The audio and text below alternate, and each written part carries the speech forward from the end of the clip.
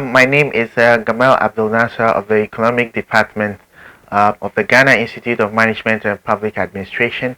In the previous videos, I have been looking at the political economy of income diversification in the northern region and how income diversification could be used as a tool for addressing the problem of poverty in the northern region. Now, in this video, in today's discussion, I'm going to be looking at the problems confronting northern region and why agriculture is actually not helping the fight against poverty and what could be done to improve poverty reduction in the northern region. As I mentioned before, the political economy of the structural adjustment programs contributed to worsening the regional economy, and then governments over the periods of time have tried a series of interventions and policies to try to address the problem of poverty in the northern region.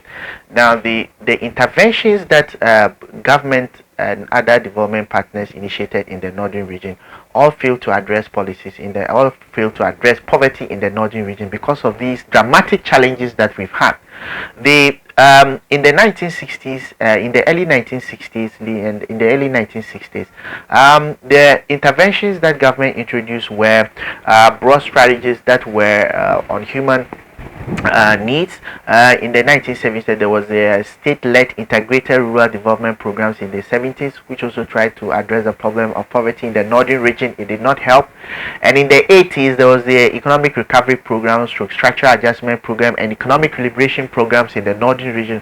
All this did not help. And even in the 2000s, there was a heterodox mix of donor support with design of participatory approaches for dealing with the problem in the northern region. And the Savannah Accelerated Development Authority (SADA) was one of the interventions that came out of the 2000 heterodox mix of donor policies, which were meant to develop the northern region and then address poverty. But all these have failed to address the poverty in the northern region because of policy myopia.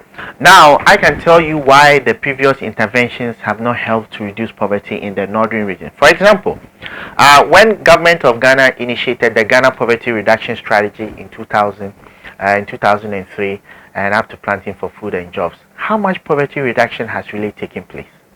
How much poverty reduction has really taken place in spite of the introduction of all these development interventions? Yes, there hasn't been any meaningful poverty reduction in the northern region because these policies fail to address those fundamental issues that had to do with structural issues of poverty. Because the benchmarks for addressing the poverty in the northern region addressed benchmarks that were macroeconomic in character, and it assessed economic performance on the basis of macroeconomic performance. Look, whereas macroeconomic performance is critical to dealing with the problems in the northern region, but macroeconomic assessment and output does not deal with the problems at the micro level, at the household level. So whereas macroeconomic indicators are great to solving the problems at the micro level, it does not affect income diversity. It does not affect living standards at the micro level, at the household level. So under this situation, it is still very critical for us to target development interventions to address problems at the micro level, that is at the household level. Now, secondly, the reason why poverty continues to endure in the northern region is that there cannot be poverty reduction in a short period of time without full employment of rural households in economy in terms of labor productivity and maximization of labor output. But GPRS, Ghana Poverty Reduction Strategy, emphasized prescriptive measures, and these prescriptive measures were full cost recovery measures that failed to address the structural issues that were relevant to poverty reduction in the northern region. They were just poverty mitigating strategies, but they failed to address the core issues of poverty in the northern region. So the Ghana Poverty Reduction Strategy 1 and 2 have not really helped in addressing the poverty in the northern region. And as an expert in this area, I can tell you, look, the Ghana Poverty Reduction Strategy 2 was meant to address the weaknesses of Ghana Poverty Strategy 1. But what was it? The Ghana Poverty Reduction Strategy was based on donor inflows, and when external funding folded, there were no internal generated savings to support interventions. And even these interventions had no vocational component whatsoever. So youth still had semi-youth skills and could not really do anything. Now, the interventions assumed that good roads and infrastructure would improve the living standards of the people in the northern region, but without human capital through vocational training to enhance the skills, attitudes of people in the northern region, very little can be done with physical capital. Now, what the Rose only did was that it only helped to transport our natural resources out of this country, and this is one of the major things the Ghana Poverty Reduction Strategy, Ghana Shared Growth Development Agenda, and Planting for Food and Jobs have failed to do. So in this analysis, I am trying to say that a modern political economy approach to helping the problem in the northern region is to come up with political economy construct that would deal with the problem on the ground, that will tackle the problem at the household level. So the essence of my research here, or one of the relevance of my research, is to contribute to poverty analysis in the northern region and how my research can improve living standards of the northern region. And my approach is going to be an approach based on political economy tools.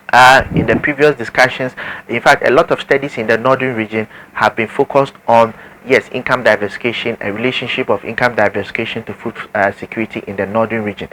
They have done that using Ghana Living Standard Survey, but these analyses have failed to identify all possible sources of income generation activities that could be enhanced to reduce poverty in the northern region. What the previous studies have done was to use data from Ghana Living Standard Survey with inbuilt biases. These data sets have been inbuilt. The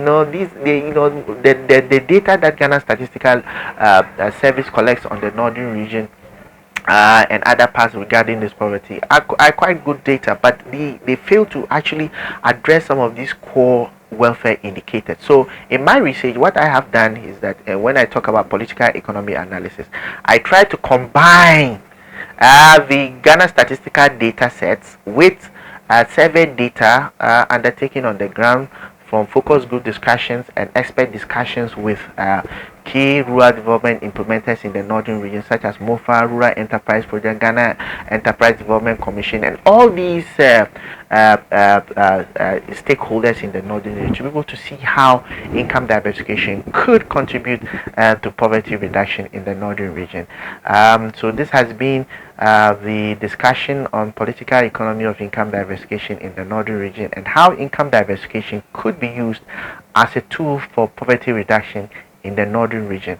So this is the last of the series of videos on the impact of income diversification on development in the northern region, and why policymakers, academicians, and all universities across the world and researchers across the world must see income diversification as a tool for improving living standards of people in the northern region through the political economy approach.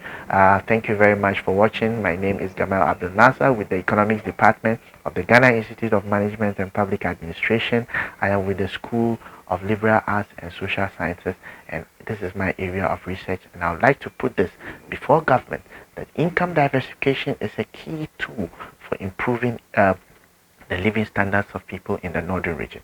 With the national policy of the Planting for Food and Jobs, I don't see the vocational component emphasizing the role of income diversification in maximizing living standards of people. And so this is what I'm encouraging as a means for controlling and dealing with the problem in the northern region. Thank you very much for watching, and then watch out for the next series of videos on development teams in the northern region. I am Gamal Abdul Nasser, lecturer, consultant, Ghana Institute of Management and Public Administration. I'll see you in the next videos. Thank you for watching. Have a wonderful time. Super.